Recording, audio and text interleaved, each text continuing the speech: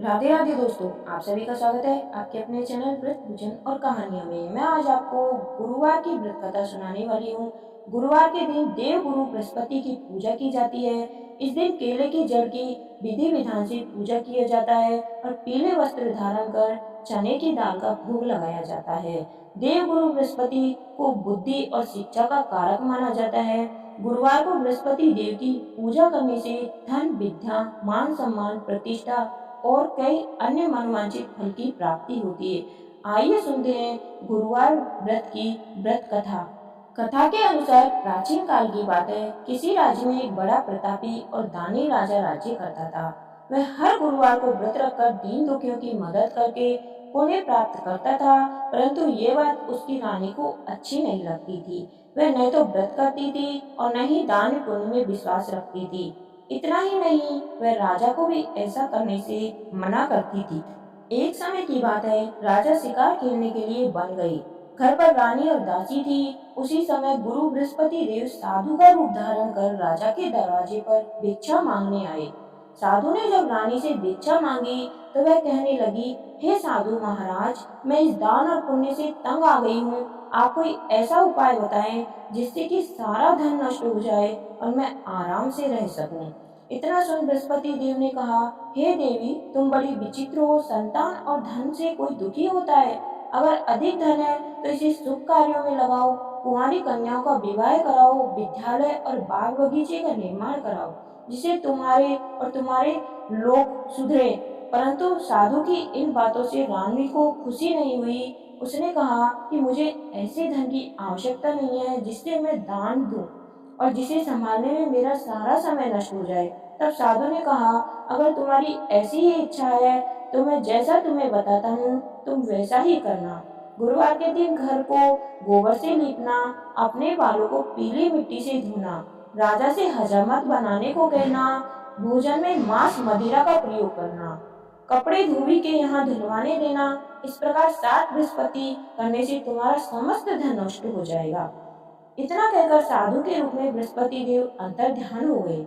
साधु के अनुसार कई बातों को पूरा करते हुए रानी को केवल 3 बृहस्पतिवार ही बीते थे कि उसकी समस्त धन संपत्ति नष्ट हो गई। भोजन के लिए राजा का परिवार तरसने लगा।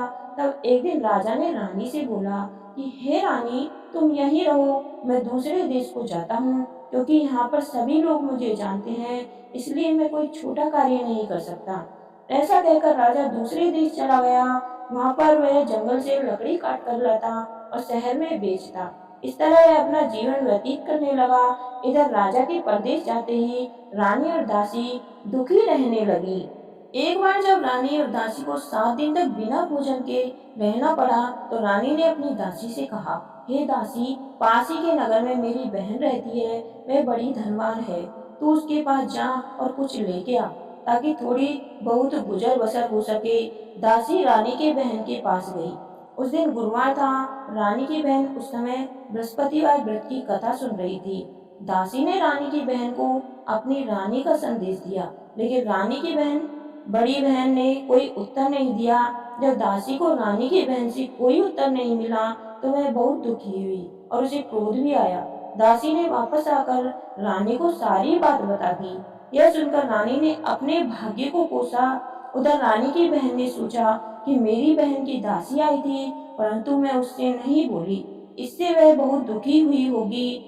कथा सुनकर और पूजा समाप्त करके वह अपनी बहन के घर आई और कहने लगी, हे बहन, मैं बृहस्पतिवार का व्रत कर रही थी। तुम्हारी दासी मेरे घर आई थी, परंतु जब तक कथा होती तब तक न तो उठते हैं न ही बोलते हैं, इसलिए मैं नहीं बोली। बताओ दासी क्यों आई थी? रानी बोली, बहन, तुमसे क्या छिपाऊं, हमारे घर में खाने तक को अनाज नहीं है। ऐसा कहते कहते रानी की आंखें भर आई। उसने दासी समेत पिछले 7 दिनों से भूखे रहने की पूरी बात अपनी बहन को बता दी। रानी की बहन बोली, देखो बहन, बृहस्पति देव सबकी मनोकामनाओं को पूर्ण करते हैं। देखो, शायद तुम्हारे घर भी अनाज रखा हो।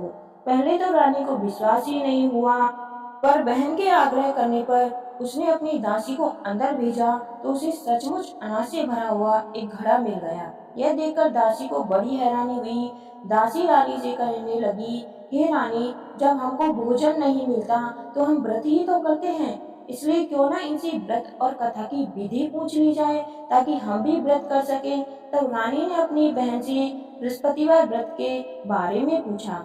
उसकी बहन ने बताया, बृहस्पतिवार के व्रत में चने की दाल और मुनक्का केले की जड़ में अर्पित करें तथा दीपक जलाए, व्रत कथा सुने और पीला भोजन करें। इसे बृहस्पति देव और भगवान विष्णु प्रसन्न होते हैं। व्रत और पूजा की विधि बताकर रानी की बहन अपने घर लौट गई। 7 दिन के बाद जब गुरुवार आया तो रानी और दासी ने व्रत रखा। वह घुड़साल में जाकर चना और गुड़ लेकर आई, फिर उसके केले के जड़ तथा भगवान विष्णु की पूजा की। अब पीला भोजन की चिंता को लेकर दोनों बहन बहुत दुखी हुई। चूंकि उन्होंने व्रत रखा था, इसलिए बृहस्पति देव उनसे प्रसन्न थे। वह एक साधारण व्यक्ति का रूप धारण कर 2 थालों में पीला भोजन दासी को दे गए। भोजन पाकर दासी प्रसन्न हुई और फिर रानी के साथ मिलकर भोजन ग्रहण किया। इसके बाद वह सभी गुरुवार को व्रत और पूजा करने लगी। बृहस्पति देव की कृपा से उनके पास फिर से धन संपत्ति आ गई, परंतु रानी फिर से पहले की तरह आलस्य करने लगी। तब दासी बोली, देखो रानी, तुम पहले भी इस प्रकार आलस्य करती थी। तुम्हें धन रखने में कष्ट होता था, इस कारण सभी धन नष्ट हो गया और अब जब देव बृहस्पति की कृपा से धन मिला है तो तुम फिर से आलस्य होने लगा। रानी को समझाते हुए दासी कहती है कि बड़ी मुसीबतों के बाद हमने ये धन पाया है, इसलिए हमें दान पुण्य करना चाहिए, भूखों को भोजन कराना चाहिए और धन को शुभ कार्यों में खर्च करना चाहिए। इससे तुम्हारे कुल का यश बढ़ेगा, स्वर्ग की प्राप्ति होगी और पितृ प्रसन्न होंगे। दासी की बात मानकर रानी अपना धन शुभ कार्यों में खर्च करने लगी। इससे पूरे नगर में उसका यश बढ़ने लगा। बृहस्पतिवार व्रत कथा के बाद श्रद्धा के साथ आरती की जानी चाहिए। वह भगवान विष्णु की आराधना करनी चाहिए। कहानी सुनने वाले और सुनाने वाले सभी का भला हो, आपकी सभी मनोकामनाएं पूर्ण हो। अगर आपको मेरी ये व्रत कथा अच्छी लगी हो तो आपके अपने चैनल को सब्सक्राइब करें। धन्यवाद। आपका दिन शुभ हो।